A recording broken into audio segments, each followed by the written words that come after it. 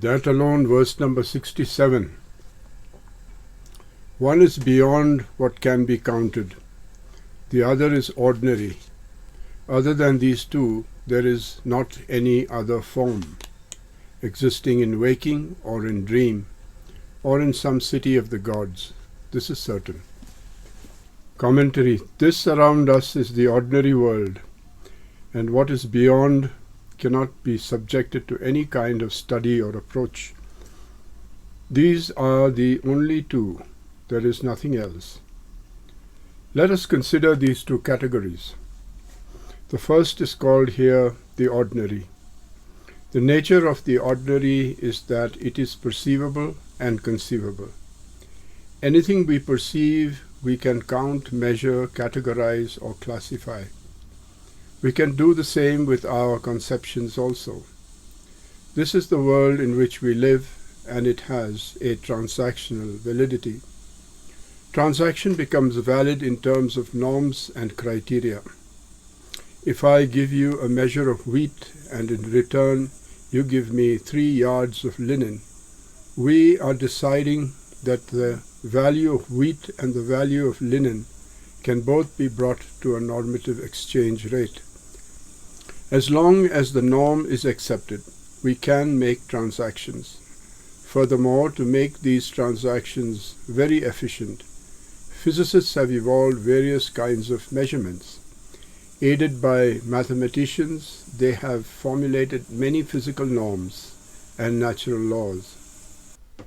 You cannot challenge a natural law without facing the consequences. The law of gravity is well known to all.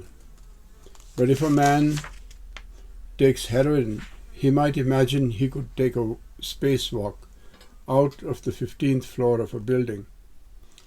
It's only in his mind that he can defy the law of gravity, though, so his body accelerates downward to the Earth's surface, and afterwards he can't remember a thing. The rule is inviolable.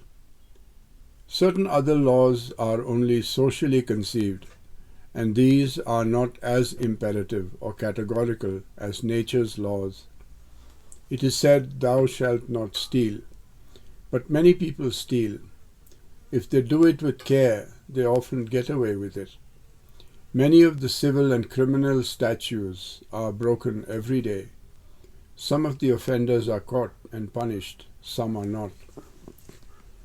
All these kinds of laws come under the category which Narayana Guru calls the ordinary. Everything in the ordinary world is relative. It can change or be changed. If you want happiness in the ordinary world, you should harmonize your life to its norms. If some of the norms are spurious and made by people only for the purpose of exploitation, you should question and correct them. Then the ordinary world would be improved.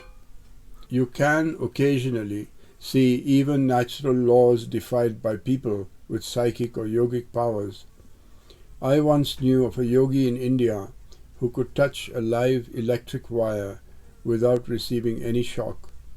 Scientists tried to do all kinds of things with him to discover if he was using any tricks. He wasn't, but they were unable to explain what was going on. Such abilities are rare and unusual, obviously, and don't particularly alter our understanding of what is ordinary and what is beyond it. That world which is called Sadharanam, the practical, the ordinary, has a snag. Extraordinary things seem to happen, and unnatural events seem to interfere. If there were only objects and people we knew how to interact with, and events we knew how to handle, the world would be fairly safe and unsurprising. But we tend to mistake one thing for another. We see in one object the properties of another. We mistake a person of a certain character and nature for someone different through our own projection, and try to deal with them in a way that is inappropriate to who they really are. When this doesn't bring the result we anticipated, weird situations are created, which are the seemingly extraordinary traits of the ordinary world. We are familiar to some extent with our mind and its concepts, but from our consciousness there also arise certain urges we cannot control, certain emotions that cannot be bridled, along with depressions, negative feelings, and even paranoid fears. Here again we can lose our ground. We do not mean to belittle these aspects of calling the world they belong to simply ordinary. There is a lot of homework to be done in that world to keep things going harmoniously. The other aspect mentioned by Narayana Guru in this verse is what might be termed the beyond. It is beyond the ordinary, in the sense that the world springs from it, but at the same time does not modify it. It seems to be independent, self-founded, and unitive, while remaining beyond adequate comprehension. The distinction being made here by the Guru has an important historical precedence in the Upanishads.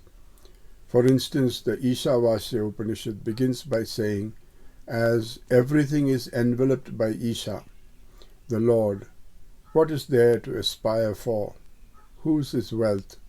Be free and go on moving freely. There is no recognition of the transactional world in that. But afterwards, an alternative is given. If you cannot be in that state of total freedom, then accept this as a transactional world. See how you are an embodied self and that you have a role to play. There are programs in life. You should decide to live here 100 years, attending to them. The Upanishad goes on to describe the peculiarities of that world, how you may come across things that are bright as well as dark forces, that can envelop you and drag you away into worlds of unknowing where you do not understand anything. It describes how you can become addicted to ignorance and live in darkness, or become addicted to theoretical wisdom and live in even greater darkness. This model is elaborated in other major Upanishads, such as the Brihadaranyaka and Chandogya, which go into all the details of life. No aspect is omitted, from the procreation of a child to its naming ceremony, baptism, growth, education, marriage, and life as a householder. Then all that is put on one side.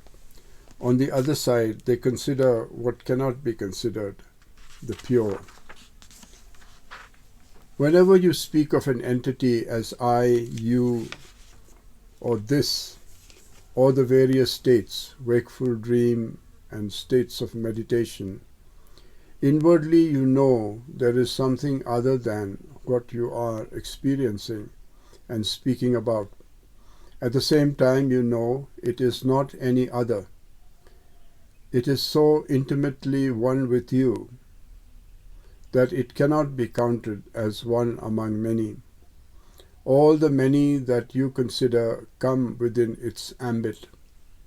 You cannot say it has a beginning because however much you stretch your imagination, you cannot conceive of a beginning for something you can't even comprehend. You cannot conceive of its end either, since then all conceiving would be ended. So it is beginningless and endless. When you go on cataloguing its attributes, you are merely deceiving yourself, making small conceptions of the inconceivable which you can hold on to, and trying to satisfy yourself by clinging to them. What is the main purpose of this verse? In verses 63, 64, and 65, Narayana Guru repeatedly refers to the One as the ground of all. It is the existential ground, the only knowledge, the expansive memory, and the dearest of all values, In spite of the difficulty in visualizing, conceptualizing, and perceiving this one, he wants us to know we belong to it. Earlier, he said that by exposing ourselves to great anguish and by struggling, we cannot achieve an identity with the beyond. The secret is known to the truly wise. The wise person does not struggle, but lives in harmony. Is this a great thing? It's a very great thing. If you read all the literature passed off as spiritual and learn about the many techniques and gimmicks sold in the marketplace, and if you study the various kinds of exercises and disciplines people are trying to impose on themselves, you can see the importance of this caution. Contrary to popular belief, it is not through any physical, mental, or psychic struggle that we become endowed with wisdom. The Guru asks us not to look for it within the world of our thoughts or memories. Don't seek a reality other than the two mentioned here, the ordinary and the absolute. You may read about psychic phenomena which excite you and charm you to run away from the two stable grounds, the transactional and the transcendent, and look for a third reality. It is the search for a third reality that puts you through endless struggles. Many people seek growth and unfoldment in areas that satisfy them, such as the arts. They tune their life to certain values in a chosen field and work hard to develop their talents. This is how it goes in the first world, the ordinary world of transactions. Here there is a ground that sustains them, sustains their interest, sustains the laws governing their selves, as well as what they seek. In the perfection they are seeking, the evolution they are pursuing, there is an intimate relation between the ordinary and the unnameable. Suppose someone reads about a man with psychic powers like Lahiri Mahashaya in the autobiography of a yogi. He may take it as a model since he read about it in a book which was written by an honest fellow with no axe to grind. Imagining such phenomena must have some reality, he aspires for it himself. This is what I call looking for a third reality. If he was Lahiri Mahashaya, it would not be a third reality for him. What perhaps music was for him, psychic phenomena are for Lahiri Mahashaya. He was seeking his growth in that just as this person is seeking his growth in music. If I were to seek my growth in music, it would be as false as this person wanting to become Lahiri Mahashaya. Someone brought me the book Seth Speaks and told me, "This is it. Yes, for Seth, but not for me. What Alice Bailey grew into was fine for him, but for me, it's a third reality." What we have to become more and more conscious of in our life is the interplay between the one transcendent reality and the transactional world in which we have an assigned role. Only then can we give up the unnecessary searches. Narayana Guru speaks of three wrong places in which many of us search. One is within our own thought sphere, taxing our brains to find a third reality. Another is living in wait for a vision to come, since we have so often heard of such visions coming to others. A third is striving for attainments. If you consult the theosophists, for instance, they can give you the whole plan of aspiring to attain an astral body and fly to the seventh sphere. There are plenty of groups in the world with complicated plans for your life, but their ideas will only drag you into fruitless searches. What then is this spiritual power or spiritual insight we are speaking of? If the Guru discourages us from seeking in all these places, where do we get it? It happens as simply as the little child getting breast milk from her mother, or the apple tree producing flowers and fruits in its proper season. It's as natural as that.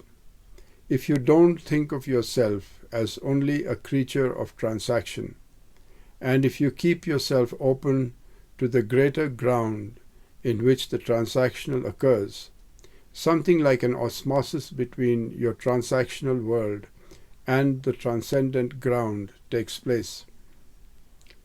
Unfortunately, terms like transcendent ground and absolute are misleading. No word can adequately represent what we are discussing here. You can say God, you can say the Divine, or the Supreme Mother. Such endearing terms are good because it makes you think of an adorable Absolute. Allah does not mean anything, but Allah is adorable. The purest of all statements about this is to just say Allah.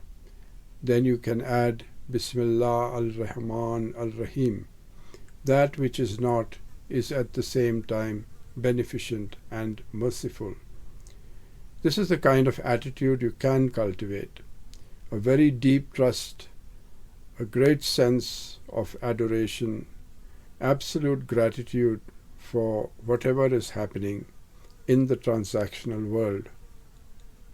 Without asking for it, we are given the air we breathe, the water we drink, the food we eat, the companions we play and associate with, the activities we engage in. Hundreds of thousands of things can be enumerated as the events of a single day, all issuing from what the Guru called earlier the para, the Absolute. For those who suck the milk of the para, the Absolute, 10,000 years is only a moment. Every opportunity of transaction, every experience, whether we are sleeping or thinking or enjoying in the wakeful state, can be an occasion to suck the milk of the Absolute. We make a mistake only when we make that an object. It is not an object. In fact, it is the only subject of all subjects. And again, what can we do? We can cultivate a great reliance, great trust, and absolute dependence. Such absolute dependence is also the greatest freedom. This may look like a contradiction, but if you experience it, there is no contradiction. As the Isavasi Upanishad says, move freely. In Christian theology, an analogy is given of a son agreeing to go for a walk with his father. If the son is as delighted as the father in going in the same direction and looking for the same experiences, then the father is not dragging him. He doesn't feel like an obedient slave is subjecting himself to his father's will, because his will and the father's are not two. His interest and the father's interest are not two.